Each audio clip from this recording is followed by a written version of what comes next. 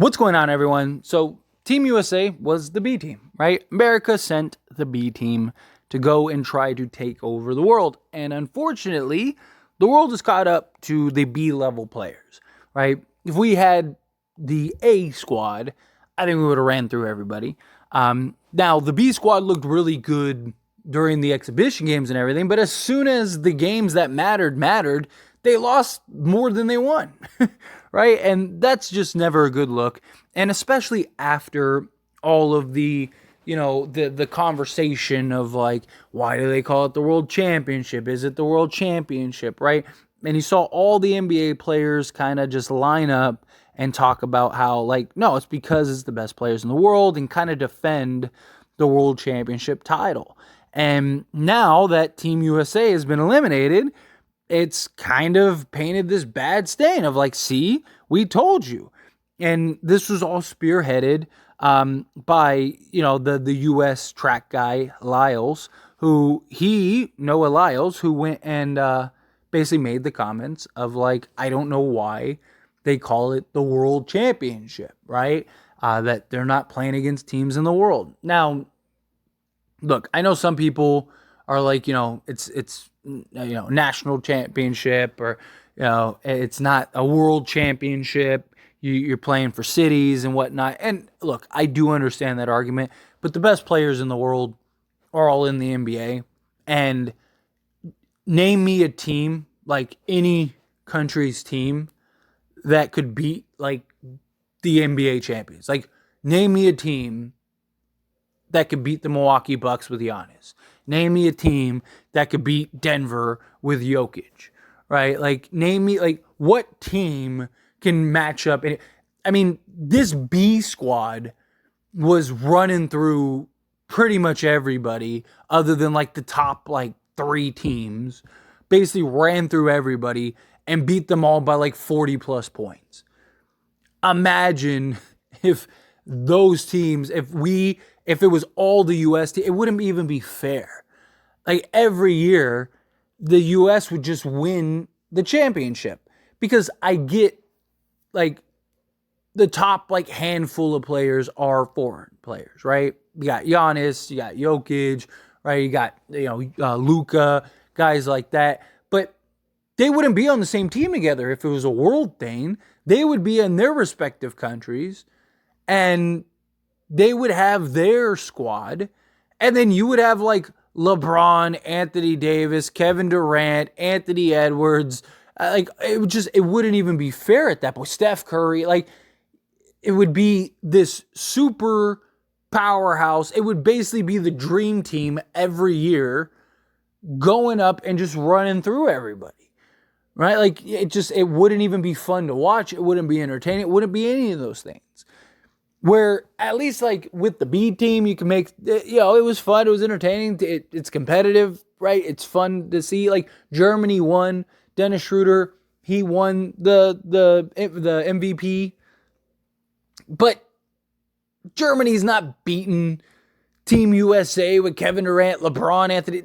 Even Canada wasn't beating Team USA if it had the squad.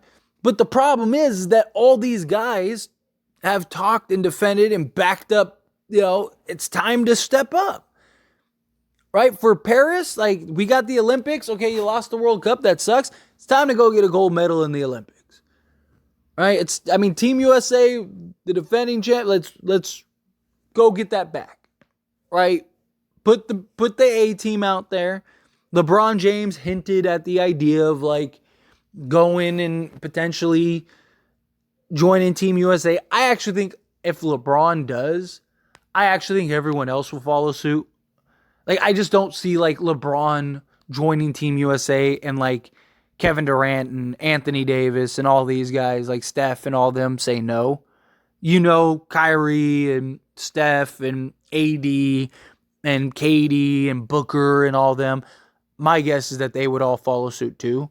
So I think the biggest thing is getting LeBron. If you can convince LeBron, and LeBron's serious about it, and going and getting that last gold medal before, he rides off into the sunset, then I think that everyone else will back him up and support him. And I think at this point, again, I think Team USA has to. Because basically everybody had to go and chime in on the Noah Lyles thing, right?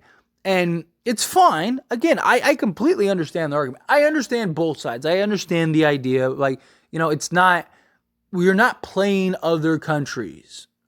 I get that. But the other countries aren't good enough. So their best players come to our league to play because they're good enough to play.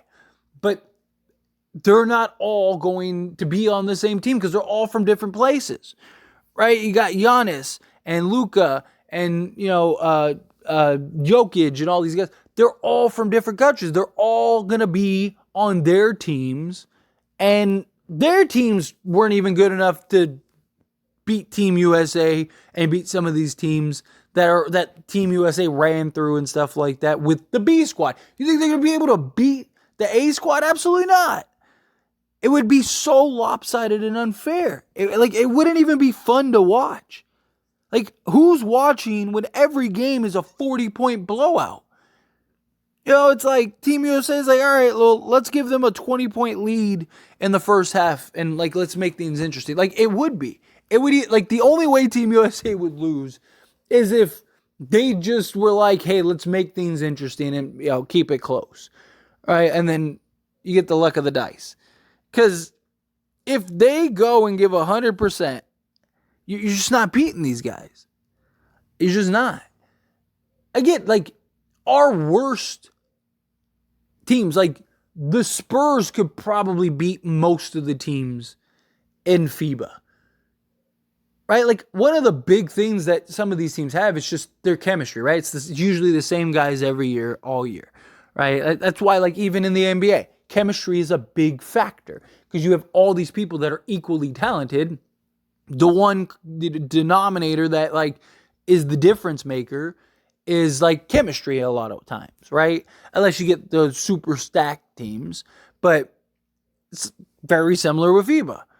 They're accustomed to the rules. There's no adjustment. There's no changes. They play together constantly. Where Team USA, we threw together the B team, but they're all number one guys on their right. Look at Brandon Ingram and how much he struggled because he's used to being the number one guy and now he's the fifth guy, right? Or he's used to at worst being the second guy and now he's the fifth guy.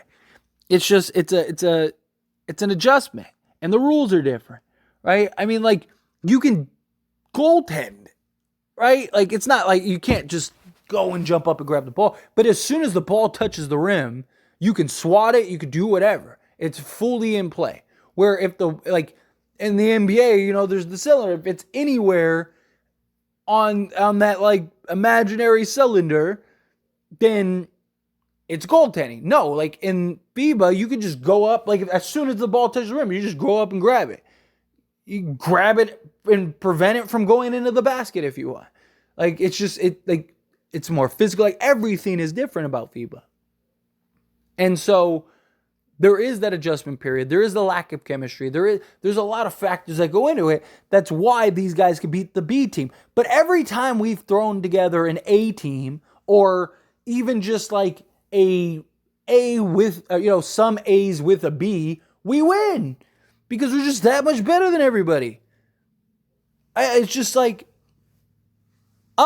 soon as NBA players were allowed to play in the Olympics and stuff like that, because for a long time it wasn't like that, right?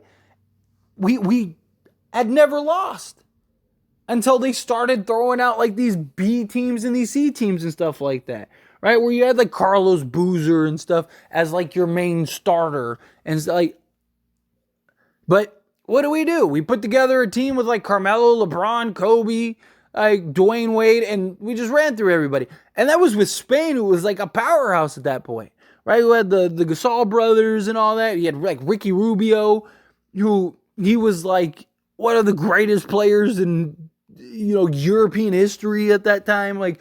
He was playing professional at 11. It was just and we still everything was good, right? It's a different thing. But the problem is that Team USA talk the talk, right? All the players from the NBA talk the talk and have their comments and we're chirping and stuff like that, they got to go back it up, right? Go put together a real team and go smack everybody, right? Go get Tatum and Steph and KD and LeBron and Booker and Ja and Mitchell and, if Kawhi and Paul George are healthy, go get them. Anthony Davis, Triple J, Anthony Edwards, right? Zion, if he's healthy, Trae Young. I mean, Team USA has so much talent that guys are going to end up getting cut, right? Like, it's just, but I do believe the key is LeBron James.